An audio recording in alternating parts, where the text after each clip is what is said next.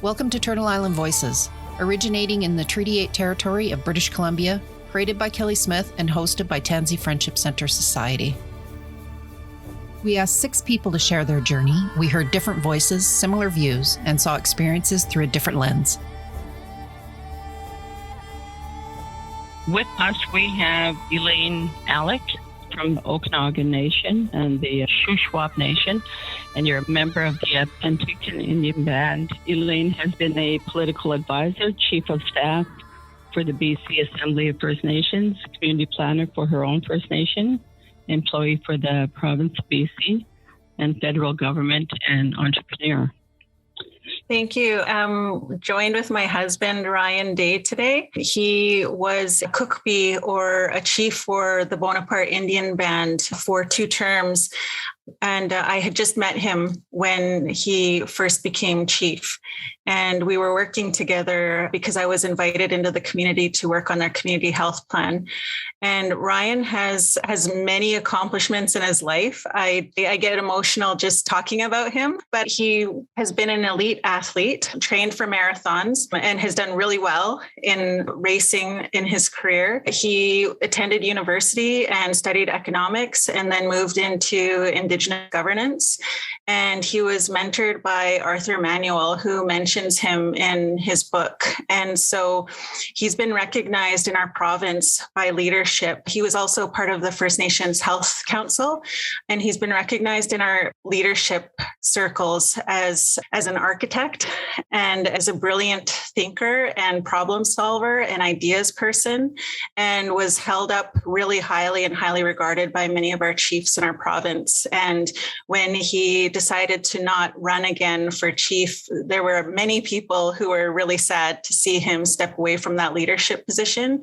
But I don't want to go too much into that because I think he can speak to those things on his own. But just from my experience watching him, he's many things, including an amazing father and teacher who is constantly taking our youngest son, who's just turned 4, out onto the land. So Ryan is also always on the land, hunting and gathering and paying attention to the seasons and the animals and the plants and the medicines, and sharing everything he learns and observes with youth and provides for elders. He's constantly thinking about what he can do to support people, bringing them meat and drying it and preparing it. And whenever he hears that people need help, he's one of those helpers that's stepping up to always support community. So I could go on, but I'll stop there. Hey, thank you. So how come you decided to come on the show? I rarely ever read the questions before I do an interview. I like to speak from the heart, but I usually glance at them. And that was an interesting question. But I think for myself, whenever I respond to requests, I do my best to respond to requests of grassroots organizations, youth groups, and elders groups. So I always do my best to respond to those. I was raised to, whenever someone calls on you, that you need to uphold your responsibility and show up. And so that's one of the teachings I have around that. Thank you. Both of you, I want to ask, and I read your message that you posted on social media last week. I don't know if Elaine put something in or copied, screenshot to what you said, but I want to ask you both this question. How important is it that Indigenous people share their journeys? I think it's important that Indigenous people share their journeys. I just believe that it's important for us to let others know that they're not alone. And the more honest we can be with our journeys, the less alone people feel, because I really believe that silence has contributed to shame, and that shame has contributed to the trauma, the addictions, the self-harm that we see in our communities. And the more honest we can be about who we are and that we can get over it, that it gives hope to others that they can do the same. So I guess that speaks to the hard stories, but I share what I do with my son as I just feel like everybody's a teacher. So I put it out there or share videos, not because I think I'm wonderful or anything like that. I put it out there to show, just going out there and doing it. And especially for us, we live in an urban setting, and I just like to show that you can do all of these different traditional activities and stuff in an urban setting too. It doesn't matter where you live.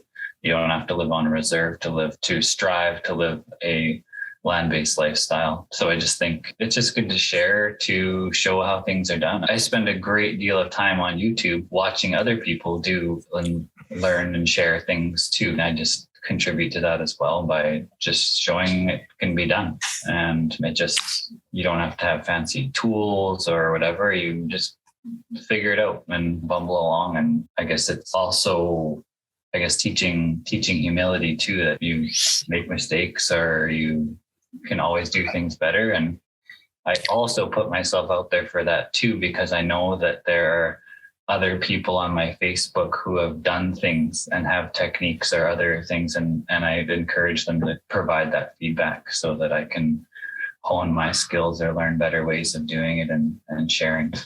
It's about community, where by sharing, we're trying to combat the isolation that this society is all about these days, is staying home or staying in your bubble, not just because of COVID. We're isolated generally. And so the more we share freely, the better. It's not for everyone, but for those that can, they should. There I was thanking you and nobody could hear me. You disappeared there for a second, Sandra. I know. I think I had to wipe some tears because what you guys were saying was, I guess, it touched me. Thank you.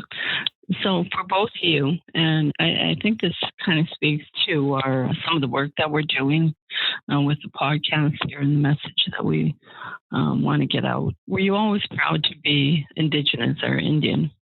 You may hear some background of our 4-year-old. I started being really proud of being Indigenous because of my tama. I grew up with my grandma, who was a language speaker, and I learned all those ways and raised to be very proud of who I am in a place from humility. So yeah, I was very proud, and I thought we were very wealthy in so many ways. Like I never felt without. I never felt like we had nothing. And it wasn't until I went to elementary school that I started to feel like I was not everything that society expected me to be. And that was when I started to feel less than.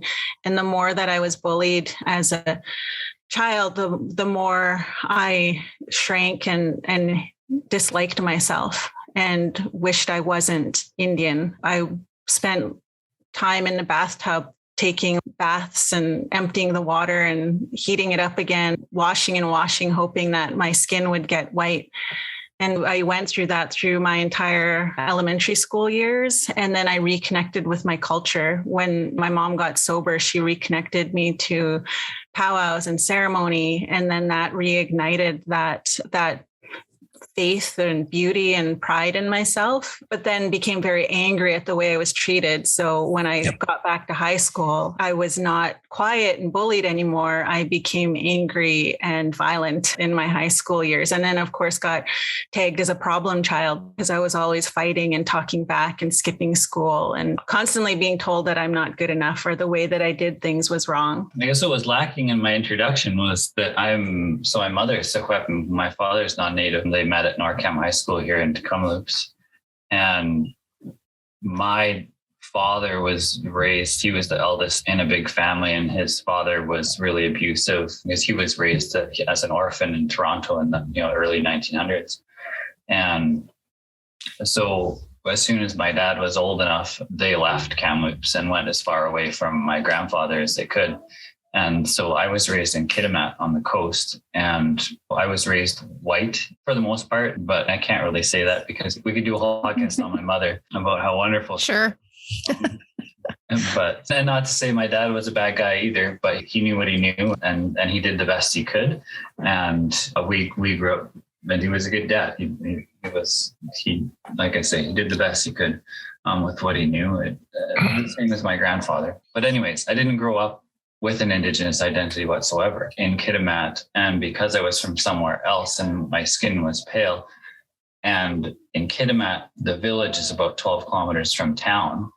And so it's very separate. The kids come in to school on a bus, and I had a mental block about being the same as them, as feeling unaccepted, but it was never, that's not the way I ever was made to feel by them. It was just, I look different. I just look different and was raised different. So I just didn't grow up with Indigenous identity. And then it wasn't until high school where, the racism raised its head more. And that's when I felt different, but then didn't feel like I fit in with either group. And so I didn't build an Indigenous identity until after I left high school, even like mid-20s. Like I became a, semi-professional athlete. And then I only started doing youth work in East Vancouver with high-risk youth, because at the time I was like, okay, I know I'm Indigenous or First Nations at the time was the way was the terminology at the time. And I'm a national caliber athlete. At the time, I'd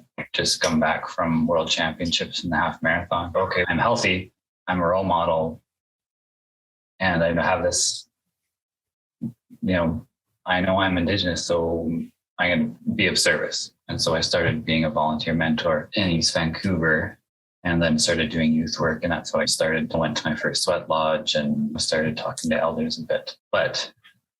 And then again, we could do a whole podcast on the building of my identity.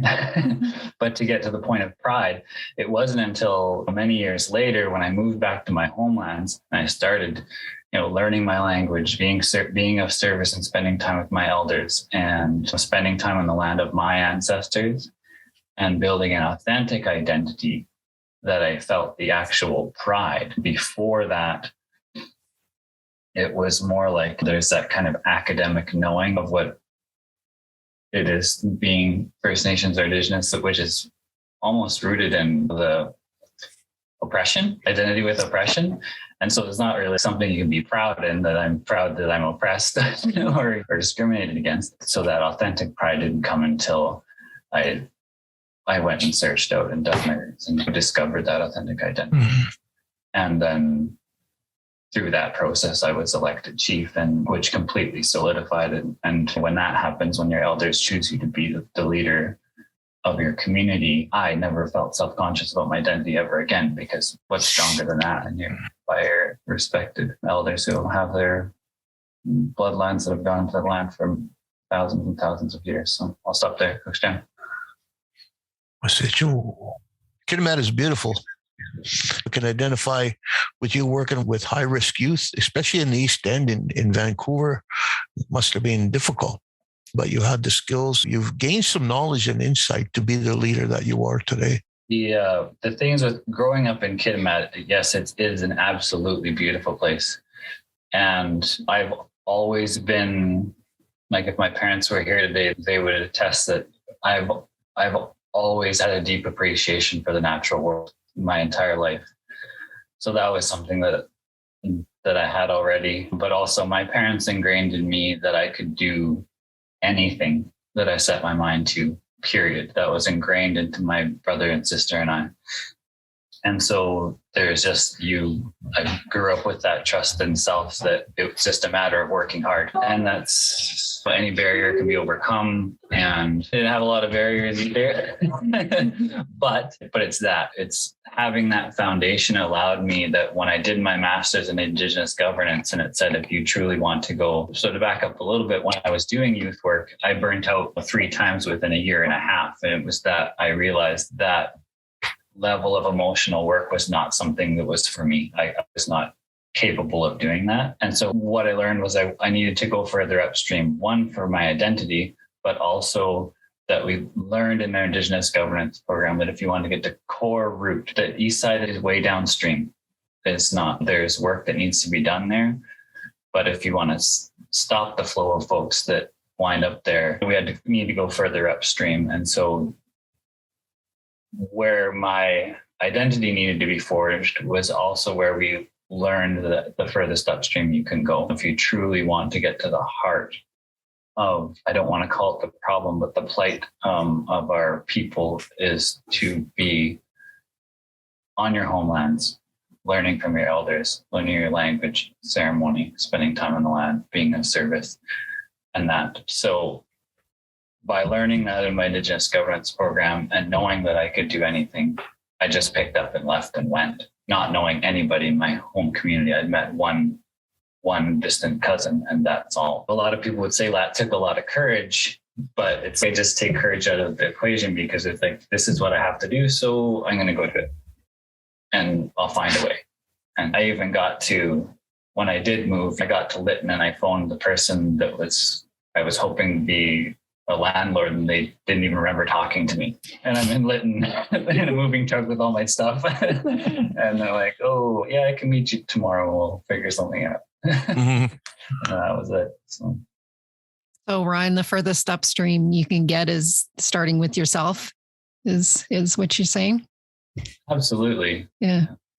Thank you. Yeah, for both of you. And Ryan just touched on a lot of this already, but was there a particular event that was a catalyst in your journey?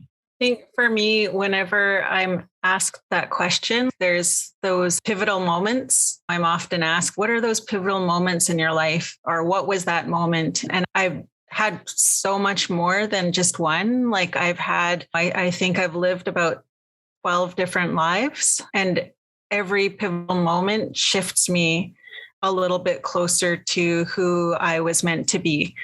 And I feel like I hit pivotal moments like often now. I'm so headstrong about my healing and wanting to just work through it so it doesn't hold me back anymore, because I'm the only person that holds me back. And I know that. And so every time I have a challenge or there's an issue or I'm depressed or I'm sad or feeling unloved or whatever it is I'm feeling, the only person that can change it is me. And so I am really diligent about doing everything I can to heal and address it and figure out how I'm holding myself back. But yeah, there've been a lot of pivotal moments. Like even I've been sharing this a lot about my husband on my social media and with my team, because we've hit this place of success that people call success because of our companies and what we've been able to achieve and the amount of people we're able to employ and the amount of people that want to work with us. And for my partner, my business partner, Jesse, and I, our success is to be able to achieve this much work,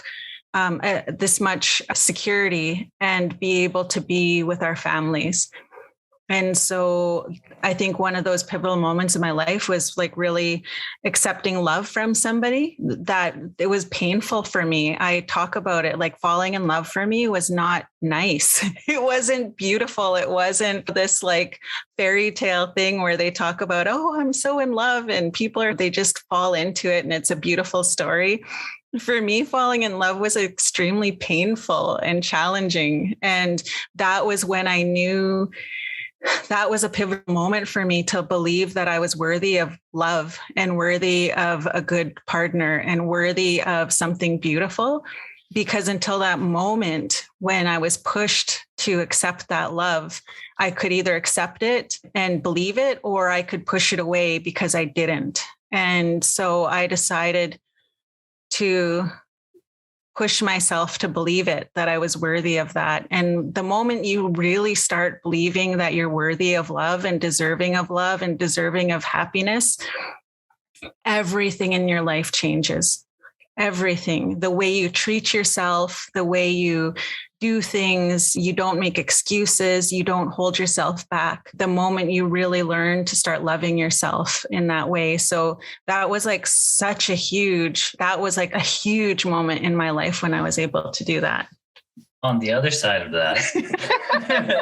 There we go. Okay, here we go. I was just going to ask. I'm just going to exemplify like how hard that was for Elaine, but it was also hard for me. It was just a huge test of not being self-conscious, to continually be pushed away, but know like that it wasn't about me. I mean, and it took a lot of fortitude, and a lot of it was like not actual verbal conversations. It was exceedingly long conversations on text message. And so the testament to Elaine is that she would not just like, I would hold her accountable by like screen capturing texts that she said and said, no, actually you said this, so you must not mean that now. This is just a momentary having a problem, and so then she would take that, and rather than dismiss it, she'd be like, okay, this is just something I'm going through right now, and how do I overcome that and not have that happen again? I mean, it's just, that's Elaine's story of, she does not dismiss feedback and is able to identify it and realize that's a path forward. Yeah. Pivotal moment for me,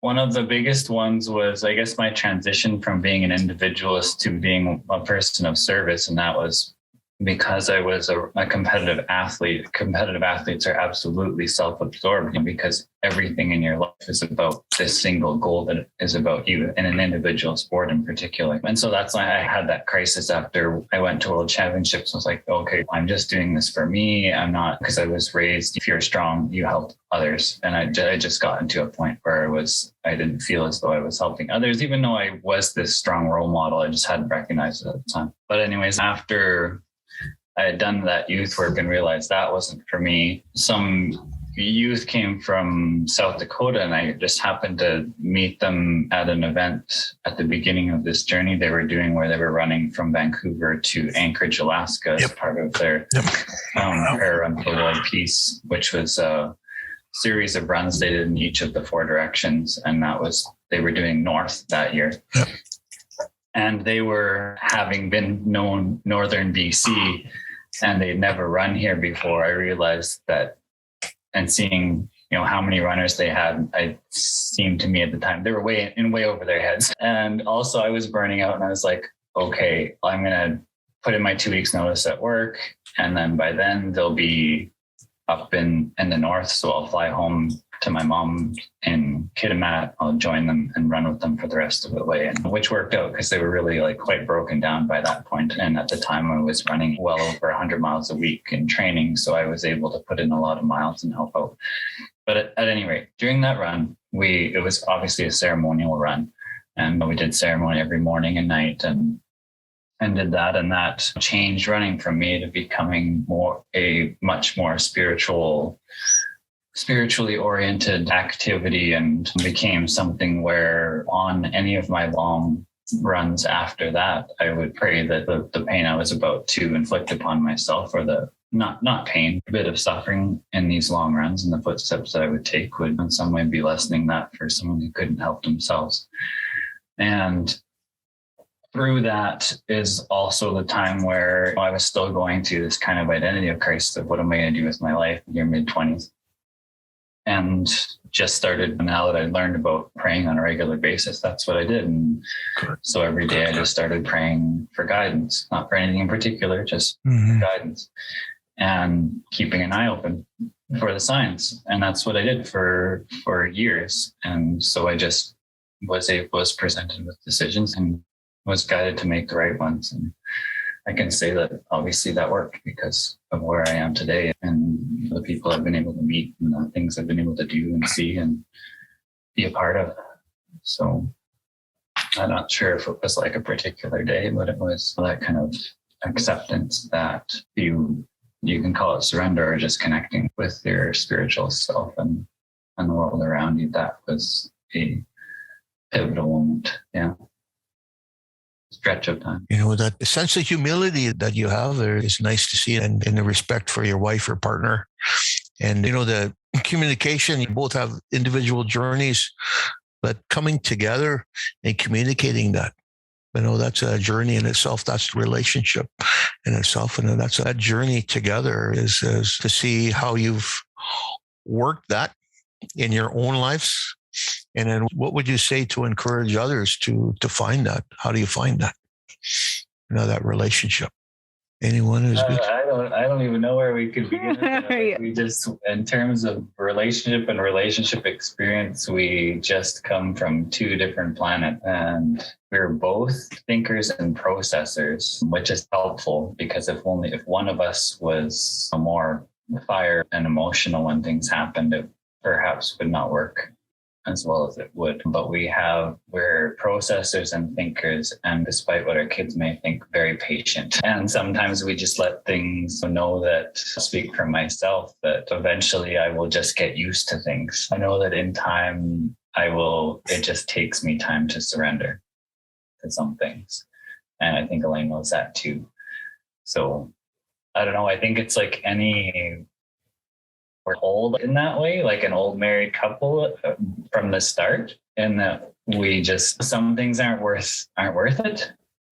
And I think we got together later in our 30s. So it's different than when you're a young person, and that we just don't really sweat things that don't need to be sweat over.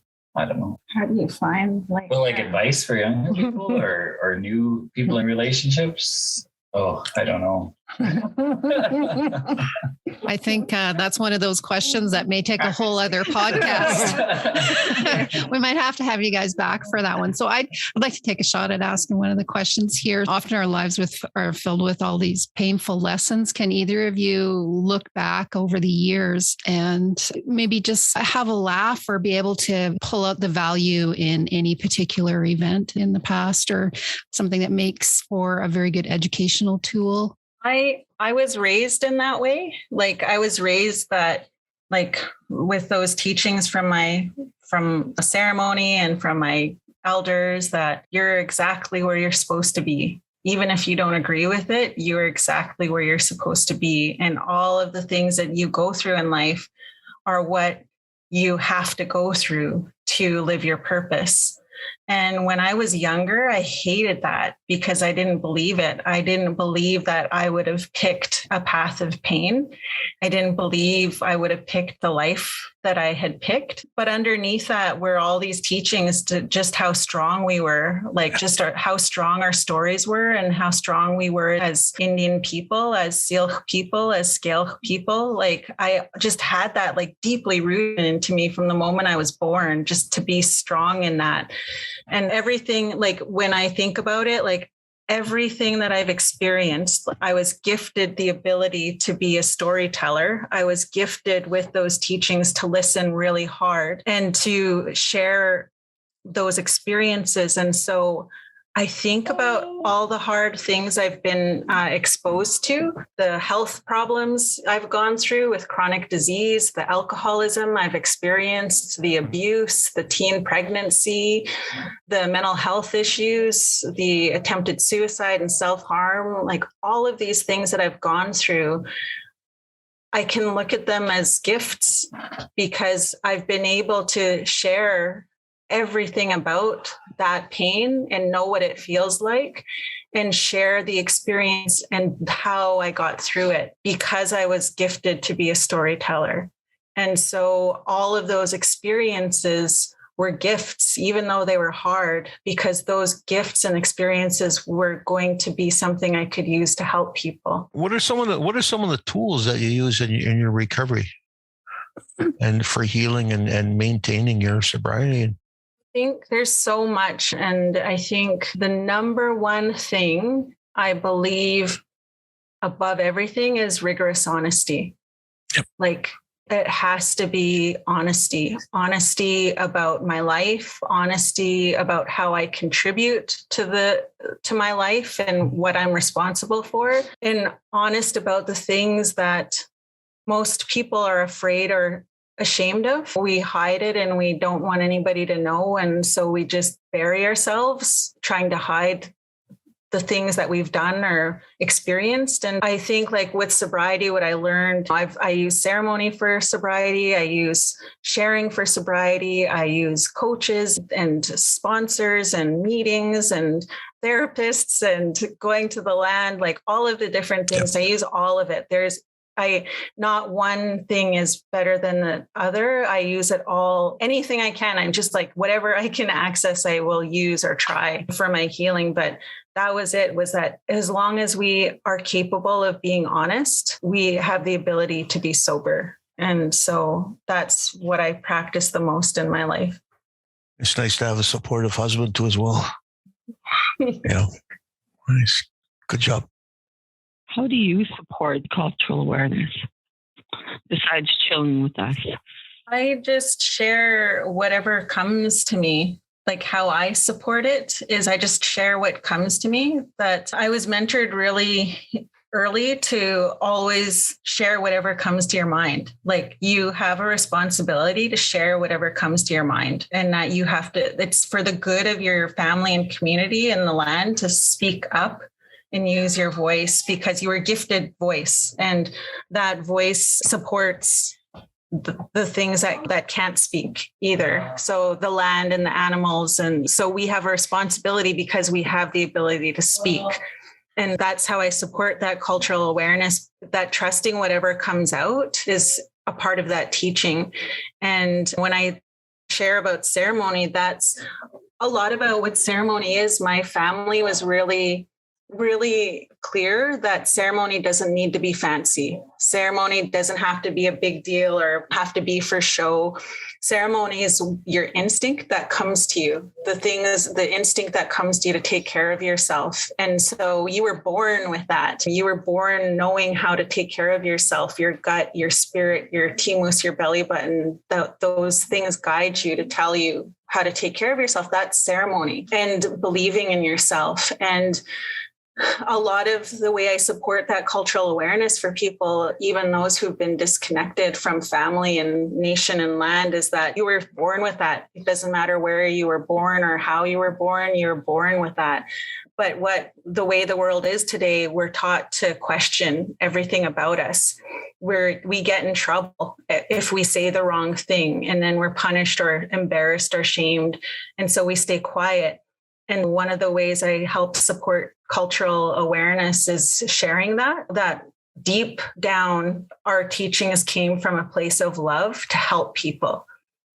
And so if you ever find a teacher that you just love and respect, but they end up using shame so that you're quiet, that to work past that and believe in yourself and trust in yourself, you don't need permission from anybody to do what you need to do to take care of yourself. You don't need permission from a ceremony person or an elder or somebody that people put on a pedestal, or even your own people or family. You don't need permission from anybody to take care of yourself and do ceremony for yourself or do things in a good way.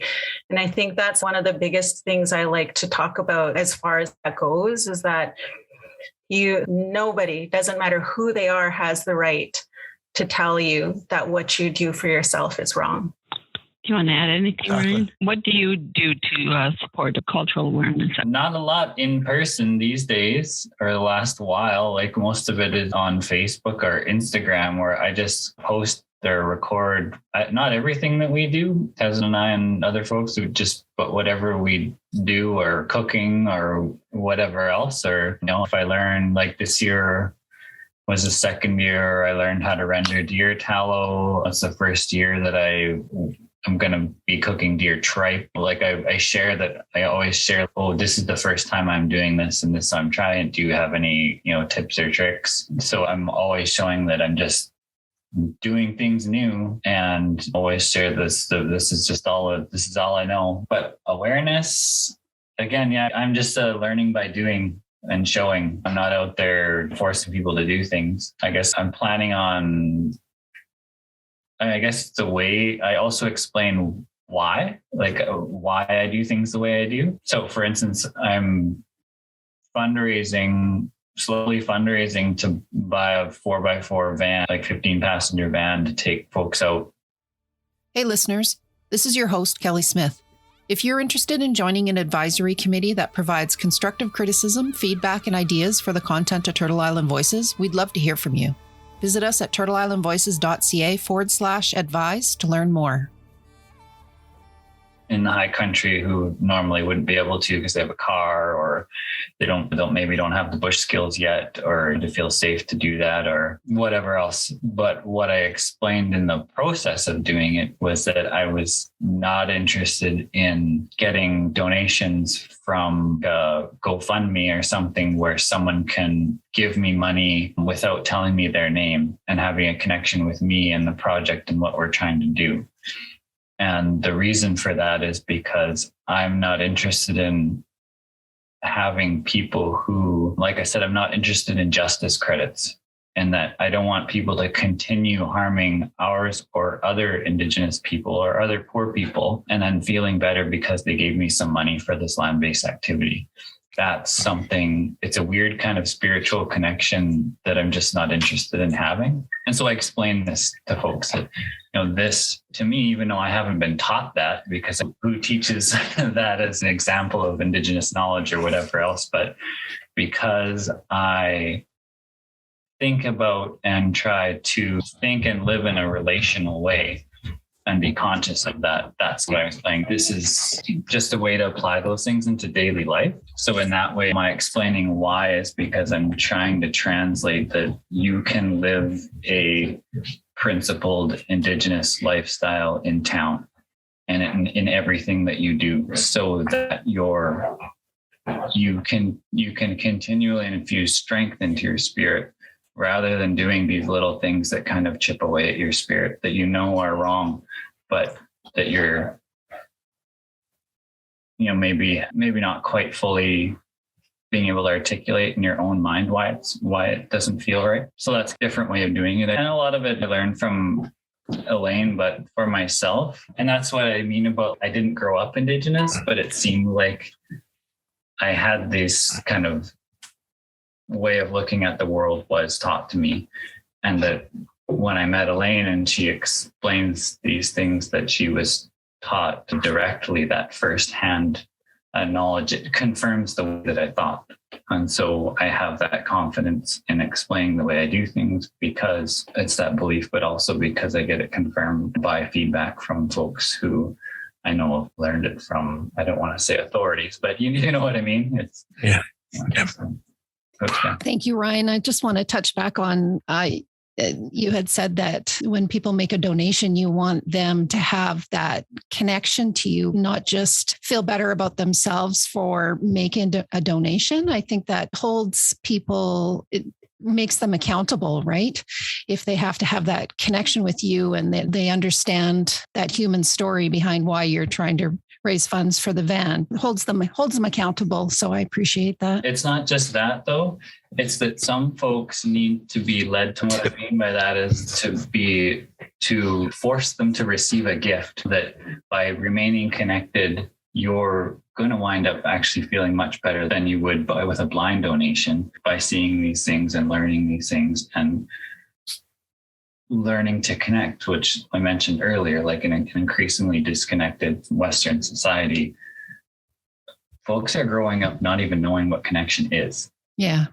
At all. So it's that relational being, is that everything is a give and a take and a give and take.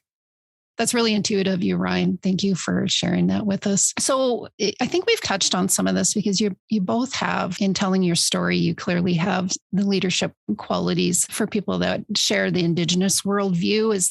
So I'm just going to move a little bit forward on the next question here. So in raising cultural awareness, what would you say is an uphill battle? For me, the uphill battle and the space I want to focus on right now is getting people to the focus I want to have is helping people see how beautiful they are.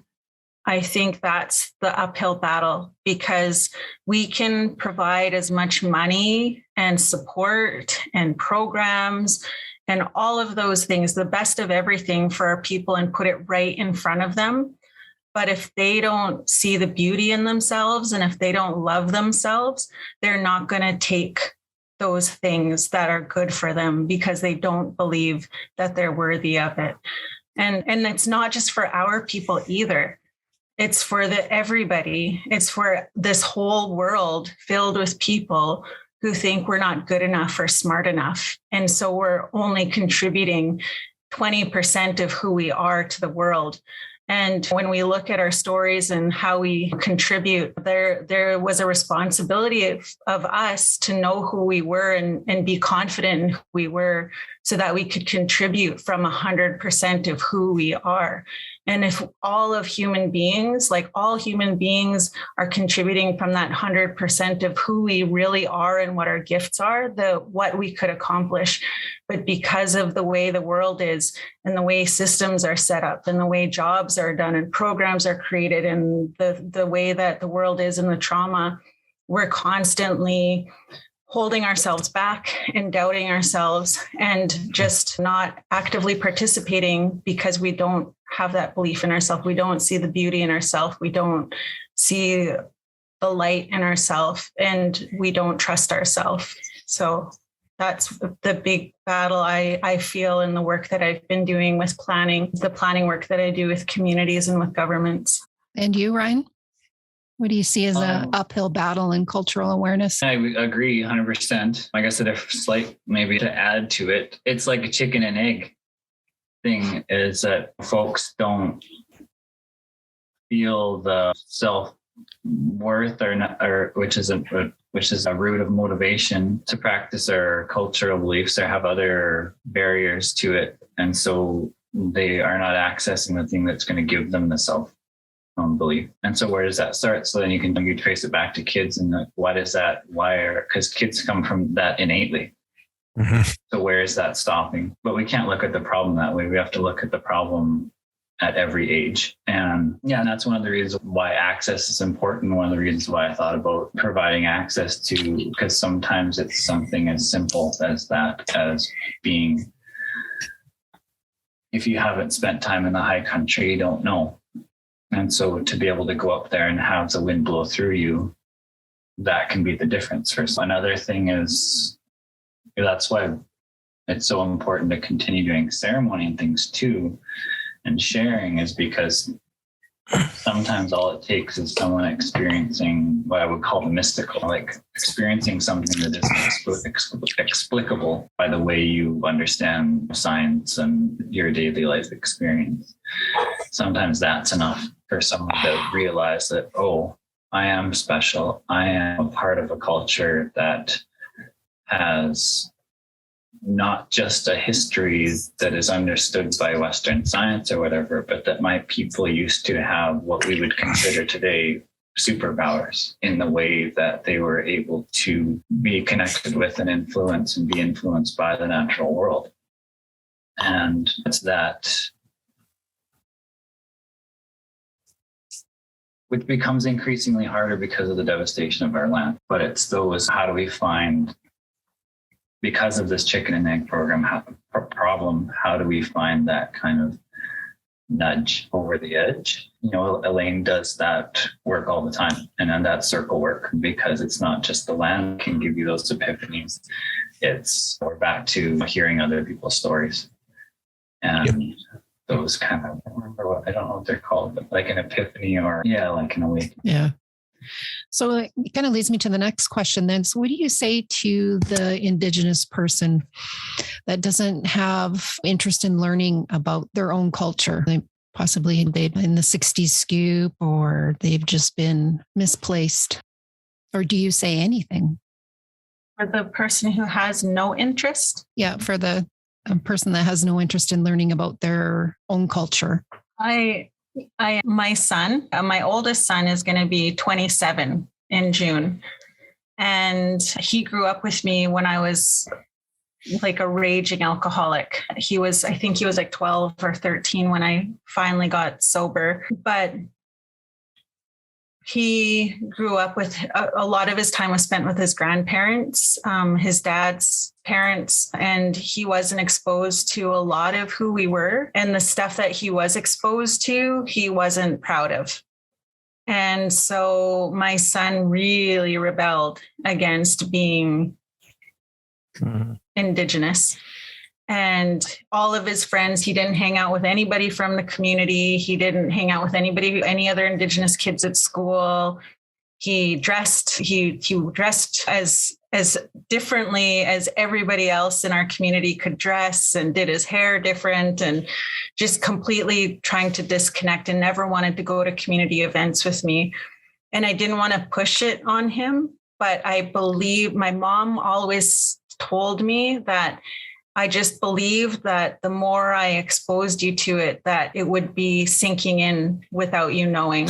You'd be absorbing it without you even knowing. And so just continuing to expose them and share beautiful things with them. So my son, I just asked if he would be open to doing one thing with me a month that involved community. It didn't have to be culture. It just had to be connecting with community.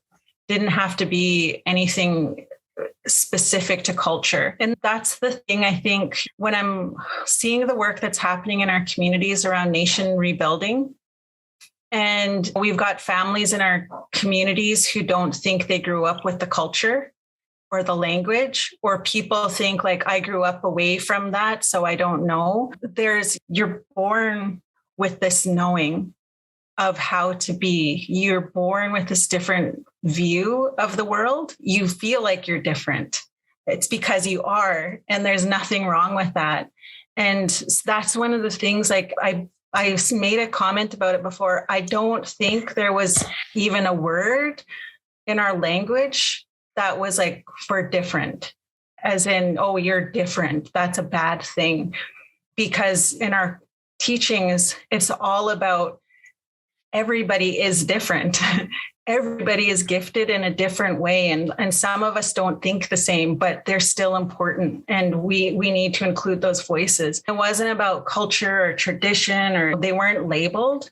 It was just a way of being. And when I work with kids when I used to work with Ministry of Children and Families, and I'd work with kids transitioning out of care, I told them, you don't have to speak your language. You don't have to wear feathers. You don't have to wear beadwork to be cultural, to be who you are. The labels of cultural and traditional are just that. They're just labels. And what it really is like, who are you? And how do you see yourself in this world? And don't let anybody tell you that it's not enough.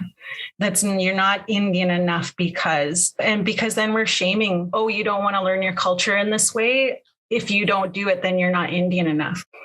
And it's about making space for people to be who they are and live the way they need to live in this world. And that's good enough. That's who they are, and that it doesn't make them any less than because they're not connected in that way. I used to beat myself up for not speaking my language fluently because I grew up with fluent language speakers, but I speak as if I'm speaking my language. When I'm telling my stories and I go on and on, it's because in our language, you can't wrap it up in one word. In our language, one word is a whole story and its direction on how to do things. And so even though I'm not speaking my language, I'm speaking my language because I'm telling those stories and how to do things. Thank you. But I guess people who are resistant to or learning about their culture. I'm aside from our kids, I'm not a proponent of forcing people to do what I know they need to do. However, in terms of exposure, that's everything that I do is that I put it out there and maybe it'll resonate. If I don't put it out there, it definitely won't resonate. So it's just a matter of being out there and taking stock of where we're at as a people. And that's one of the reasons why I've put myself out there, is because there's not that many of us that are doing it. If people were, actively teaching all the time, then I wouldn't, feel necessarily as compelled to do, because it does slow things down and it takes time and that. But yeah, exposure, you got to reduce barriers as much as you can, because we're all living a very stressful life, a life where there's not a lot of capacity to stretch beyond just trying to get food on the table or whatever else. Like, to have the energy. Some people don't even have enough energy to get out of bed.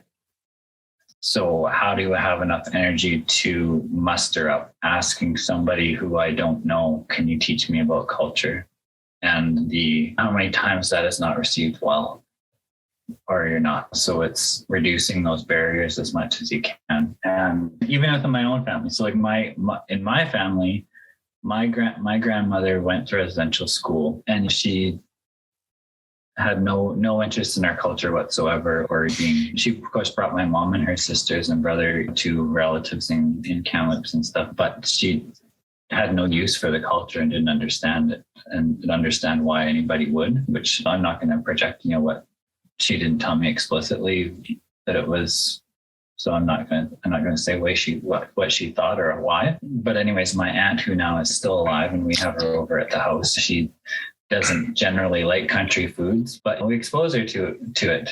And she loves salmon. So whenever she comes over, we definitely have salmon, but sent her home with some deer meat, which she was adamant that she did not like deer. And exposure, oh, try this or try this, or it's good. And when I would say over the years, she's spoken more and more about being Indigenous and that. So even and she's even to the elderly, there's still opportunities for them to feel pride in their people. But yeah, I guess I'm a very strategic person. Like other people might call it manipulative.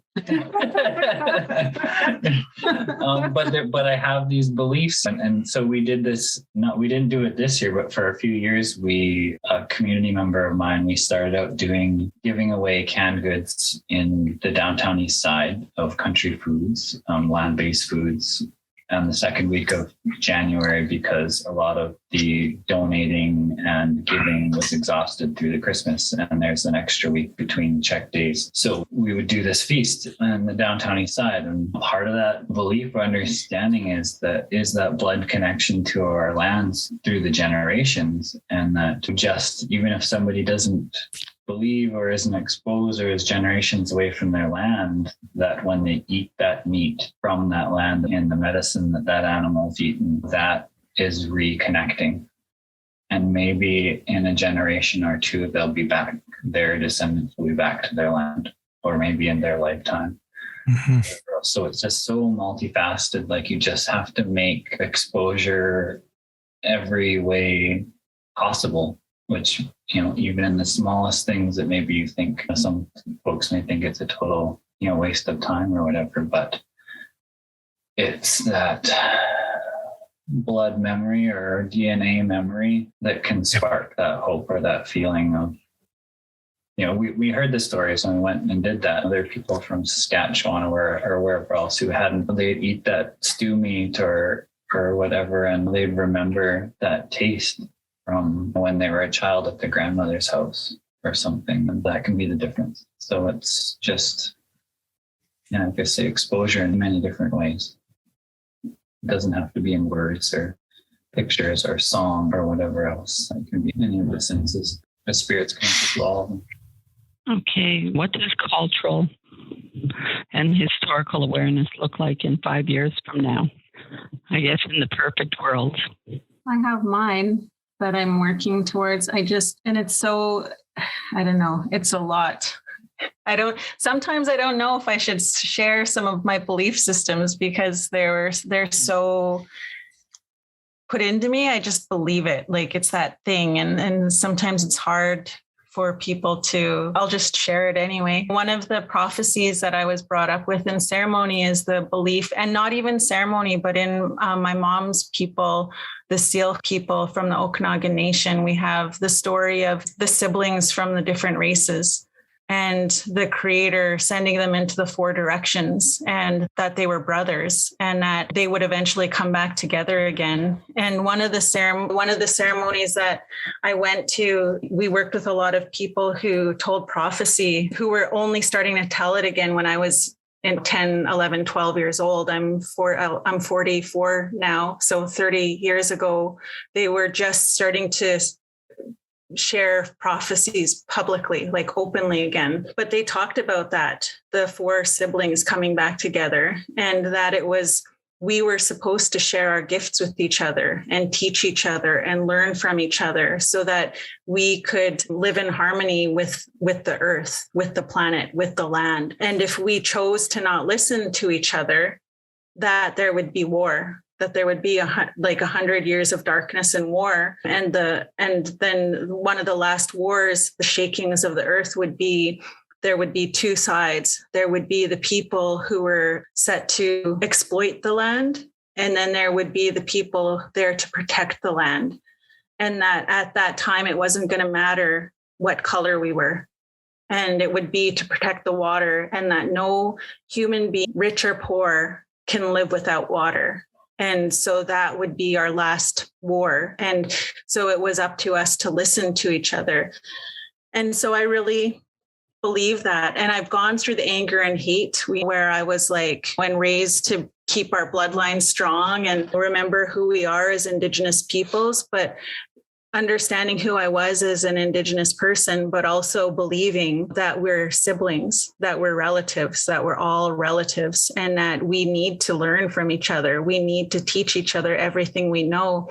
So I always struggle with the word appropriation, knowledge appropriation, because in our stories and our prophecies, we're told to share that with each other. There was no keeping your knowledge or hoarding your knowledge. It wasn't meant for you to hold on to for you alone or your family. Knowledge was meant to be shared so that the world could regenerate and live. And the only way we're going to survive the climate crisis is to start listening and teaching and not holding that knowledge. And so for me, in 5 years, if I could have a dream about what that would look like, would be for us to remember that we're relatives and that knowledge is meant for all of us. And that all of the teachings we have as Indigenous people, our gift that the Creator gave us was knowledge of land. And so that our knowledge is upheld as the knowledge that needs to be listened to when making decisions for land. Where will cultural awareness be in 5 years? 5 years is going to have to be gone in a blink of an eye. And historical awareness too. We know how quick it goes. Geez. Well, I think things are accelerating in every direction. So I think cultural awareness will certainly accelerate in a positive direction, and that's all we can really worry about. There are definitely, as we can see, the trend in the Western world anyways, is unfortunately even more, I guess, toxic. But when we look at, our daughter in particular, and the way that generation is fully integrating and recognizing pronouns and the gender and sexuality spectrums is, I understand that's been a decades-long battle, but it just reached a tipping point and has changed so much in the last few years. And now that's all they know. Her generation, she's 11, turning 12. And similarly, the evolution of feminism and the more broad understanding, and we can even thank Trump for this. We accelerated things in both directions, is that there's a very strong understanding of heteropatriarchy and that the hierarchy system. And then we have what's happening and what's happened in the technology field for a long time. What Elaine talks about free knowledge, that's been tech for a long time. And that's open source versus Microsoft. And that's been going on for decades too. And that's this return to knowledge is free, and it's the best way forward and the only way we're going to solve the problems that need to be solved, particularly climate change. And that better understanding of heteropatriarchy is going to help people realize that, and we see with COVID, the changing of the education system is that people will start naturally having these epiphanies, if you will, that it's the heteropatriarchy and the gatekeeping of knowledge by those who are physically strong that needs to change.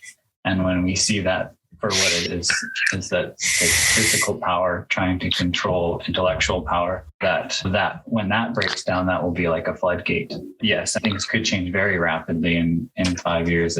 We can hope that there's going to be that kind of watershed moment where the scales just tip, and that happens. And all the horrible things that have happened with coronavirus, it has vastly accelerated that, especially in the workforce, in how that can change, and it doesn't have to be stagnated. And we're just seeing that change happen because of the youth. All the millennials get to beat up in the news or whatever so much, but like that change is happening so rapidly because they're a generation that is their normal is going to be rapid change, whereas what the previous generation strived for was stability. And that is happening in tandem with the change of the climate, and that the climate was stable for all this time, and now it's becoming unstable. And so we will be in a time of very rapid change. So I think a lot of different things are becoming aligned in that way. So the key is to remain hopeful and, keep sharing, because the sharing and the creating of a diffuse community. It's going to enable us to be nimble with the new normal, which is rapid changes and just what would be called disruptive, but now we must call normal. And I guess I digress a little bit in that before we would call trauma something that happened way outside of the normal. So there was just the normal, and then something traumatic happened, or something far from the normal happens, and that's traumatic. Well, now the normal is going to be these not consistent, but these major events and changes happening on a regular, if not erratic basis. However, our children will see that as normal. Mm-hmm. So what we may think is traumatic will not necessarily be traumatic for them, because they're used to very big things happening. And so it's adjusting to becoming a more nimble society, or more nimble families, more nimble groups or clans, to be the positive part of that change, rather than, because we know that I guess, I don't want to call it the negative side of things, is they don't want change and they are stuck in the mud. And so I won't say what's going to happen to them, but it's remaining positive and nimble and accepting of change and being ready and building a variety of skills, or having a variety of people with different skills in your clan. That's going to be the way forward. So, yeah. Flexibility is the key word. Mm-hmm. Yeah. Ivan, did you want to ask a question? Yeah, just have a question and a comment. And it's thank you for sharing that. I know the pandemic has put a lot of our people in crisis. Having been on the front lines for the last 22 months with our drummers in Prince George, are you working within the education system? I'm curious. We've withdrawn from that. We recently, our daughter she's not going to be going to school anymore. And I'm teaching her at home, and we'll have other people teach her as well. Yeah, it was this battle that we decided we're not going to be a part of at this point. With all the other stuff that we do, it was just like, that's a life's work. Yep. Is trying to change that, and just our experiences. Not to say that she mostly had good teachers. However, because of that experience, we see that they're ill-equipped, not personally, but the system is ill-equipped to do what we need for our daughter at this time. And we have the means to take care of that ourselves. And so we just had to withdraw from that, which is what we've done. So that's a whole other discussion. Like we could spend again another entire podcast about education and kind of where it's going, where it's been, what needs to happen. But what we're in the process of doing is because when we had Eslam, our son, I have no intentions of him going to school at all. So it's a whole other ball of wax having an 11-year-old come home because I thought I had years to prepare, but altering that to have community teachers. Like, one of the reasons why I'm also going to be surrounding or fundraising to get this van and do these activities is to go out and build teachers and have it, community based rather than for the industrialization of education, which is what's still going on. Well, like I said, Elaine could do a podcast on this, and I could do a podcast on this, and we could do another one on top of that. Like, good. It's a big thing. That's a huge, and then we could do a whole podcast on, poverty, which caused us to have to send our kids to school, and how abusive it is to be forced to send your kids to somewhere that is unsafe, and you have to have them come home and be hurt, and then know that you have to send them there the next day because you have to go to work. It's a very, I don't know.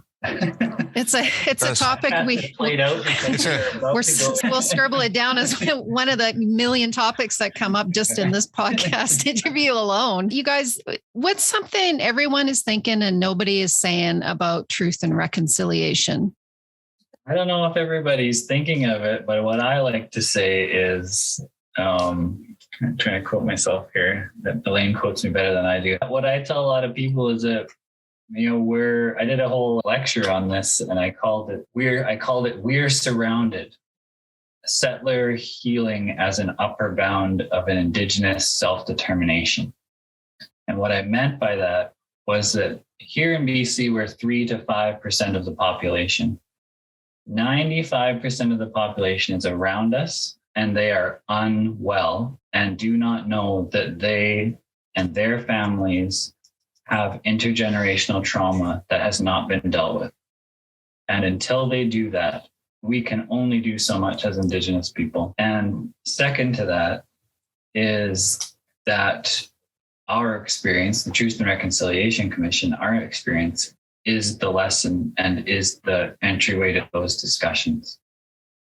So I don't know that everybody's saying that, but you see the mental health crisis, you see the opioid crisis, you see the crumbling, not just around the edges of our society, but throughout all parts of Western society where we live, the crumbling of that. And the heart of that is that intergenerational trauma. And Elaine says that feeling of worthlessness or that feeling of not belonging. And I just always say that's the root of it. It's that the human condition requires a clan and a place-based identity based on the first people who are weak. And as far as animals are concerned, we cannot stay warm. We are not strong.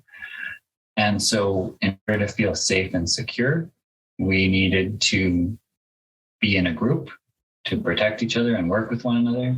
And we needed a familiar place, a place-based existence. So we are, as humans, require a clan and place-based existence. And when you take one of those things away, you become insecure. And if you don't have a healthy way of fixing that insecurity, there are a plethora of unhealthy ways to deal with that. And that's where we're at. So I think that's the biggest part, is that our people had a role to teach those who came from somewhere else, but we got sick. And then their negative behaviors took us from our land and took us from our people. And so we were unable to execute that job that we had of teaching them how to be whole again in a different place.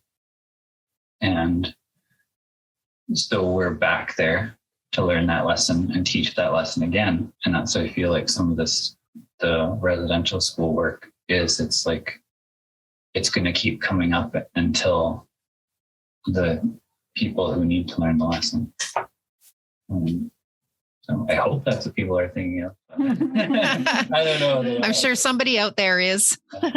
What about you, Elaine? I think because it's the work I do with our planning company with governments, that's the biggest thing. Government's always pulling us in to say, how can we implement the Truth and Reconciliation calls for action? And how do we implement the United Nations Declaration on the Rights of Indigenous People? And then they go out and do a bunch of Indigenous engagement, and that's how they say they're fulfilling it.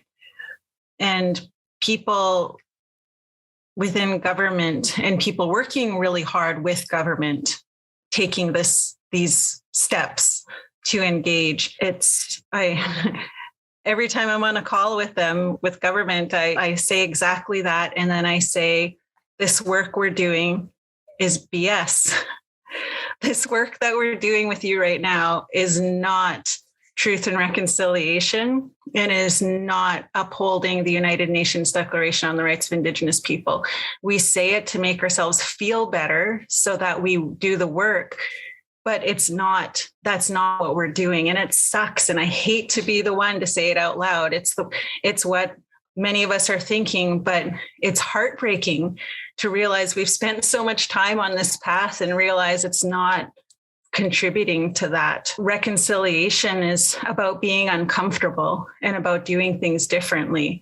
Reconciliation is not something that comes easily. And we keep looking for the easiest way to do it. And as long as we keep doing that, we're not going to get anywhere. We're going to continue to go around in circles if we're not having those hard conversations and doing the work that needs to be done to create those shifts and change. And that brings us back to, we're not going to be able to have hard conversations and make hard decisions until we feel good about ourselves and confident about ourselves. If I don't feel confident in who I am and how I'm contributing, I'm not going to want to do that work. I'm going to want to stay safe and do things the way I've always done it. And so the work that's happening right now. The true work that needs to happen is exactly what Ryan said, is that it's Indigenous people in truth and reconciliation. We are not the problem. Canadians and government keep saying we're the problem. We need to be fixed. We need to be healed. We're the issue. We have all the issues. We're the thing that they want to cover up when it comes to the country of Canada, the sore spot. But like Ryan said, we're 3% of the population and we're not the problem. And the people are not the problem. It's the process. And if we're talking about reconciliation, is not about pointing fingers. It's not about looking at the other person. It's all about taking responsibility and looking at self and how am I contributing to this problem? We're not doing that. We're focusing on the other person. And as long as we continue to focus on the other person and blaming each other for where we're at, we're never going to get to where we need to go. And it sucks for us who are doing this work, because we want to blame it all on white people. And we want to blame each and every one of us is a part of resolving it and part of contributing to reconciliation. And we can't change anybody. We can't change anyone else. The only person we can change, the only thing we can change in this world is ourselves. And that's what we understand when we look at our teachings and who we are and where we come from, nested systems and community and land, is that whatever we focus on in any of those places impacts everything else. And to think that any decision I make doesn't impact everything else is ego and is selfishness, and is knowing that whatever I do in this world is going to impact everything else. And so if I'm having problems and there's things we need to overcome and systems we need to change, but personally, reconciliation is about self. Yep. I get really worked up about that.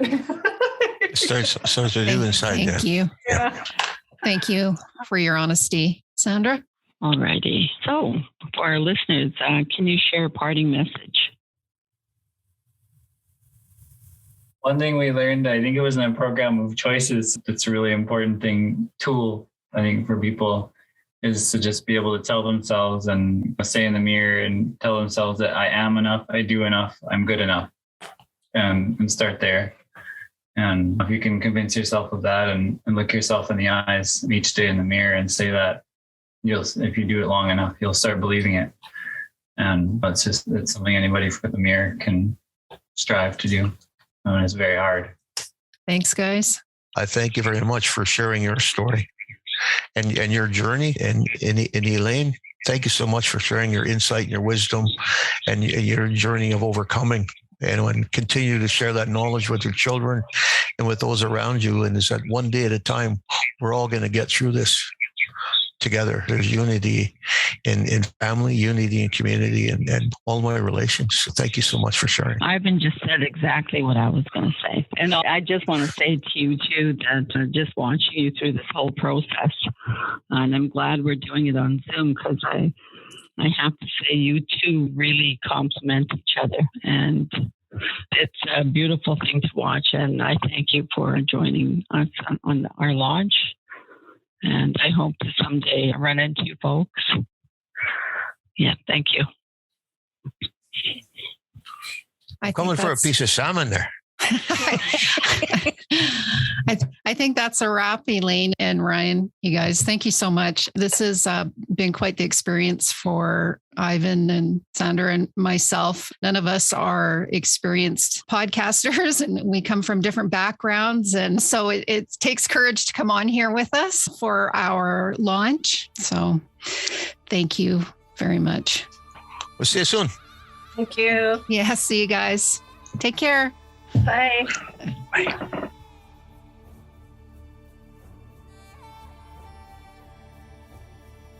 Thank you for tuning in to Turtle Island Voices. For those of you who may be triggered by the information shared, please call the toll-free First Nations and Inuit Hope for Wellness helpline at 1-855-242-3310 or the Metis crisis line at 1-833-638-4722. You can find us at turtleislandvoices.ca, where our show notes provide more information from each episode. please follow us on social media.